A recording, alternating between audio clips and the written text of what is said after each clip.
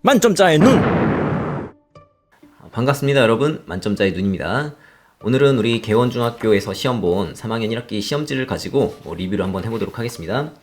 우리 개원중학교에서는 총 24문제가 나왔었는데 그 중에 이제 5점짜리가 7문항이 있었어요.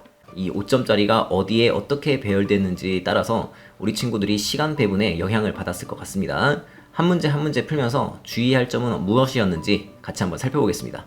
바로 시작하겠습니다. 1번부터 보겠습니다. 자, 1번부터 4번까지 앞 페이지에 있는 문제들은 개념과 관련된 그리고 간단한 계산에 대한 이야기니까 크게 어려운 점이 없습니다. 자, 일단 1번은 개념에 대한 이야기고 2번도 무리수인 것들을 밝혀낼 수 있는가에 대한 이야기니까 정의에 따라 잘 확인하시면 될 것 같고, 자, 3번은 계산입니다. 계산 크게 어렵지 않고, 4번 같은 경우도 우리가 정사각형 피타고라스 정리를 이용해서 한 변의 길이를 구해낼 수가 있습니다. 5번하고 6번도 개념과 관련된 문제들이에요. 그래서 정확하게 개념을 알고 있다라고 한다면 5번 같은 경우는 수직선 위에 그 점들을 찍어서 위치를 확인할 수 있을 것 같고, 6번 같은 경우는 내용을 정확하게 알고 있다라고 한다면 하나하나 확인해서 빨리 정해줄 수 있습니다. 원래 이렇게 아는지 모르는지 묻는 문제들, 그런 것들, 교과 개념 문제들은 빠르게 판단하고 넘어갈 수 있도록 공부를 해놔야 됩니다. 자, 7번 문제입니다. 이게 4점짜리인데 연습이 안 돼 있는 친구들은 이게 뭐지? 라고 할 수도 있어요. 당연히 연습이 되어 있어야만 합니다. 우리가 제곱근표를 이용할 수 있도록 주어진 수들을 적절하게 변형할 수 있어야 된다. 자, 다음으로 넘어가겠습니다. 자, 8번 문제는 중학교 1학년 내용이 들어가 있습니다. 부채꼴 호의 길이 구하는 거. 그래서 그것을 바탕으로 해서 각각의 이제 길이들을 표현을 해주게 되면은 그 위치들을 정확하게 알아낼 수 있습니다. 자, 9번 보겠습니다. 두 실수의 대소관계를 판단해 달라고 하는데 무리수의 대소관계 판단하는 것들은 이미 수업 시간에 열심히 연습을 했으니까 어렵지 않게 구해낼 수 있었을 겁니다. 자, 10번입니다. 처음으로 5점짜리 문항이 나왔는데 이 문제를 풀기 위해서는 우리 중학교 2학년 때 배웠던 피타고라스 정리를 알고 있어야 될 거예요. 그래서 빗변의 길이들을 구해줄 수 있을 거고, 그걸 바탕으로 우리가 원하는 A, B, C, D 점들에 대응하는 것들을 구해낼 수 있을 겁니다. 그래서 10번까지는 크게 어려운 게 없었고 계산 잘 할 수 있고, 그리고 뭐 중학교 2학년 때 내용들 까먹지 않고 알고 있었다라고 한다면 여기서 시간이 오래 걸릴 일은 없습니다. 그런데 이제 본격적으로 어려운 문제가 나옵니다. 자, 11번 문제 보겠습니다. 11번 문제는 별표 쳐야 돼요. 이거는 이제 중학교 1학년 소인수분해 했을 때 많이 했었던 제곱수 만들기, 그리고 확률, 중학교 2학년 때 했었던 확률까지 내용을 알고 있어야 이 문제를 풀 수가 있습니다. 그래서 이 72AB가 제곱수가 되어야 하는데 이 72를 소인수 분해하다 보면은 AB라고 하는 녀석이 반드시 2라고 하는 녀석을 갖고 있어야 되고, 그리고 그 외에는 모르니까 다른 제곱수로 이제 조합이 만들어져야 됩니다.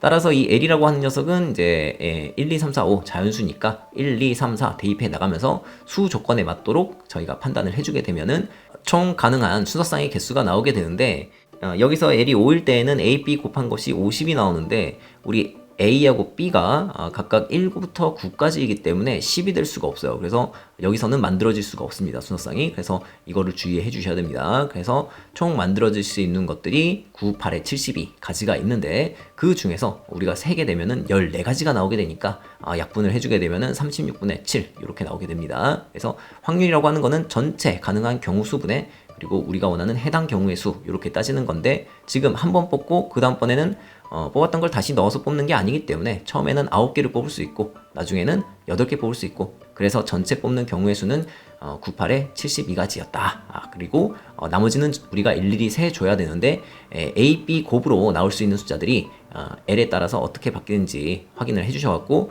A, B 범위가 주어져 있으니까 거기에 맞게 우리가 이제 구해주게 되면은 총 14가지가 나와서 72분의 14 약분해서 36분의 7 다시 한번 확인해 주시면 될 것입니다. 만만치가 않아요.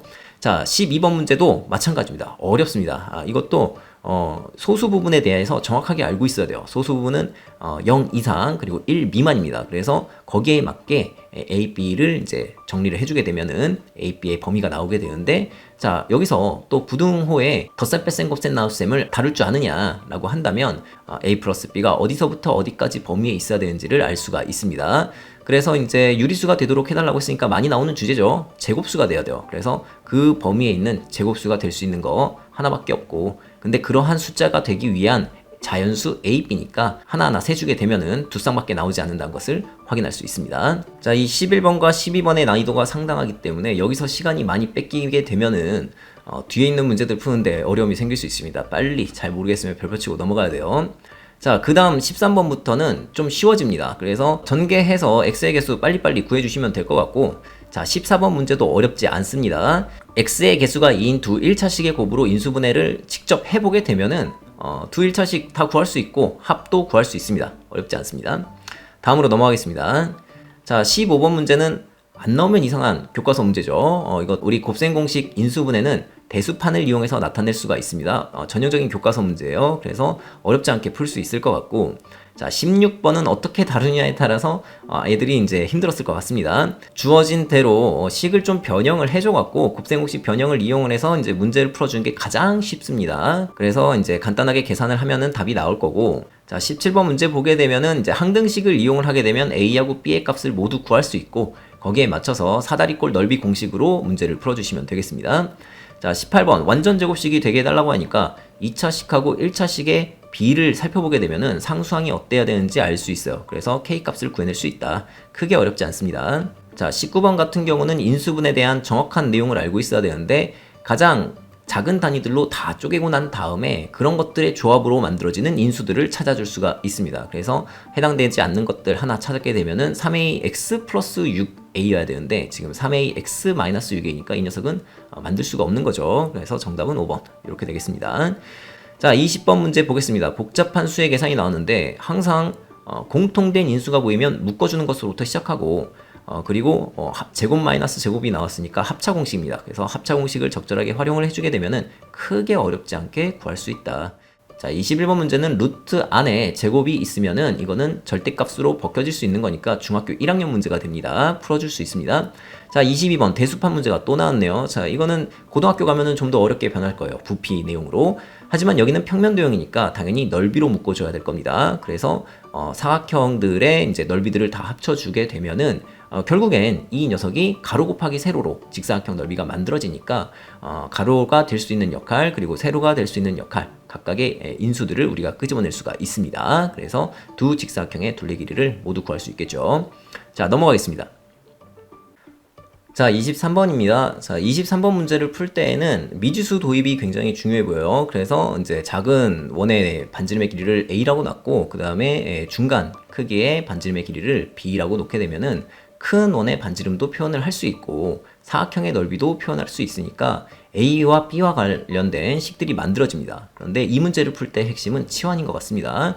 반복되는 덩어리를 치환을 해서 살펴보게 되면은 곱셈 공식 변형을 이용해야겠다는 생각이 들 거예요. 그래서 간단하게 나타낼 수가 있고 결국 A하고 B에 대한 식이 만들어지게 될 텐데 A하고 B가 가능한 숫자들이 무엇일까 이제 수 조합을 생각을 해보게 되면은 한 가지 경우밖에 안 나옵니다. 그래서 작은 원의 반지름의 길이를 구할 수 있다. 그래서 넓이도 구할 수 있다. 이렇게 생각됩니다.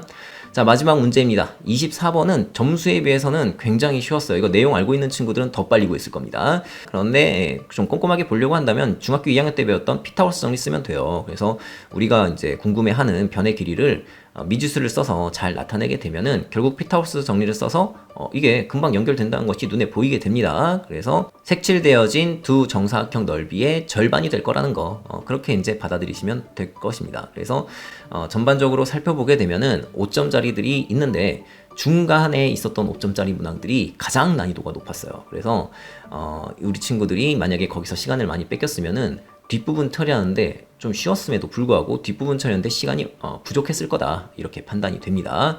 그리고 역시나 우리 좀 5점짜리 문항들을 보게 되면은 예전에 배웠던 중학교 1학년 때 배웠던 내용 그리고 중학교 2학년 때 배웠던 내용들이 또 혼합돼서 나오게 되니까 항상 수학은 누적 학습이 중요하다는 것을 명심하시고 기본 기초를 튼튼히 하면서 공부를 해야 된다라고 강조드리겠습니다.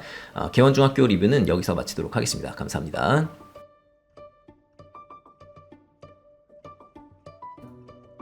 만점자의 눈!